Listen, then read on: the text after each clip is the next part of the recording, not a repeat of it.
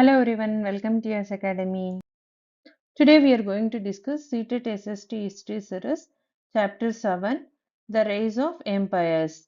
This is a quite big chapter, so that I divided the chapters in 5 parts. So this is the first part.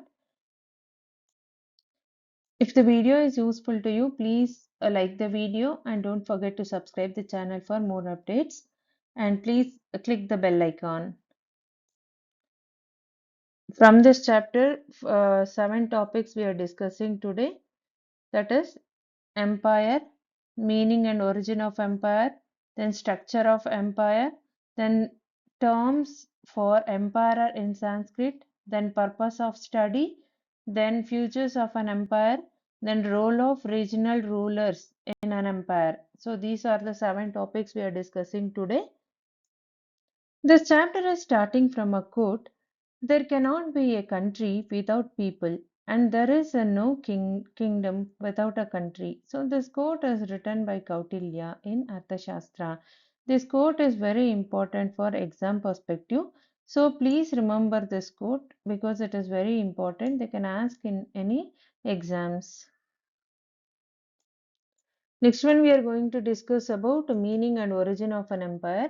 The word empire is derived from the Latin word emporium, meaning superior power. The definition of an empire is nothing but collection of smaller kingdoms or territories. This is the definition of an empire. Then an empire can be ruled by a powerful rulers or a group of rulers. They were control the entire empire. Empire is often established through wars and conquests. Next one is structure of an empire. Structure of an empire is nothing but the smaller kingdoms continue to have their own rulers. Then these local rulers, they were known as tributaries. They can become tributary of an empire. Then they have to pay the tributes to an emperor and knowledge and authority also. Then the emperor ruled from a central capital. For example, if the Mauryan Empire means the Pataliputra was the capital of the Mauryan Empire. So they ruled from the central capital, which is usually major economic and administrative centers. So this is about the structure of an empire. Next one we are going to discuss about terms for emperor in Sanskrit. So these are the three terms are very important for all the exams. So first one is Samraj. Samraj is nothing but lord of all or supreme ruler. The next one is Adiraja. Adiraja is nothing but over lord. Then Rajadiraja. Rajadiraja means kings of kings. So these terms are very important for all the exams. Please remember this. Next one we are going to study the purpose of study about early Indian Empire. So here through studying this we can clearly understand how they function. Then we can clearly analyze their impact on India's political, economical and social and cultural developments. In this picture they are given 6 features of an empire. So this picture I have taken from NCERT new history textbook, 7th standard history textbook. So we are study one by one about this in coming slides. Next one we are going to discuss the first 3 features of an empire. First one is maintenance of an army. So here the maintain an army keeps tributary states under control and it was useful for expansion of empire.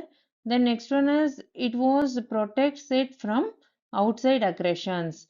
Then second one is establishes and maintenance administration. It was helpful for appointing officials and manage territories and collecting the taxes and maintains law and order. Then third one is makes and enforce laws. This was helpful for issuing currencies and establish weights and measures and regulate trades. These were the first 3 features of an empire. Next one, fourth feature of an empire is controls and regulates resources. that is, manages access to mines, forest, and agriculture, produce, and manpower. Then, fifth one is encourages culture and knowledge. It was promotes art, literature, and religious, and it was supports schools of thoughts and centers of learnings. Then sixth one is develops infrastructure and communication network. It was helpful for building roads, river and sea navigation system, and it was enhance administration, trade and public welfare. These are the six features of an empire. Next one, we are going to discuss about role of regional rulers in an empire. They are also known as tributary or vassal. There was a mutual relationship between emperor and tributary. So, the emperors were receiving tributes and royalties from regional kings or chiefs. Then, in return, regional rulers were allowed to govern their own territories. Then, the power structure was like this. This system maintained local control while ensuring imperial authority over the large empire. Next one, military in empires. The role of trained army is very essential for conquering neighboring kingdoms and maintaining control over conquered regions, then defending the empire's borders from external threats. For this, the trained military was very essential. And next one, importance of military. The military was a key tool for expansion, administration, and security in an empire. So these are the very important points I have taken from the textbook. So please read it and note the points thoroughly. Next one, fortified settlement in empires. So the purpose of the fortified settlements were built at strategic locations, especially near the empire borders. Strategic importance are nothing but helping in defending the empire and served as military outposts and administrative centers. So next one is expansion of a kingdom into an empire. In that process of expansion, the kingdom would often wage war against neighboring territories. Then the goal was to conquer these territories and expand into an empire. So the result was the successful conquest led to the formation of a large political entity that is nothing but empire. Next one is control over rivers and trade networks. So here strategic controls. Rulers aimed to control rivers and trade routes. This gave them access to precious resources and tax revenue from trade. The next one is economic importance. Controlling trade network was boosting the empire's wealth and economic power. It was giving economic power to the empires. Next feature is raise of an overload.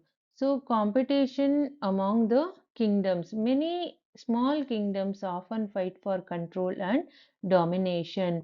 Key to becoming overload was the kingdom with stronger military power and surplus resources would eventually emerge an overload over others. Result of this leads to the formation of an empire through military strength and resource advantages.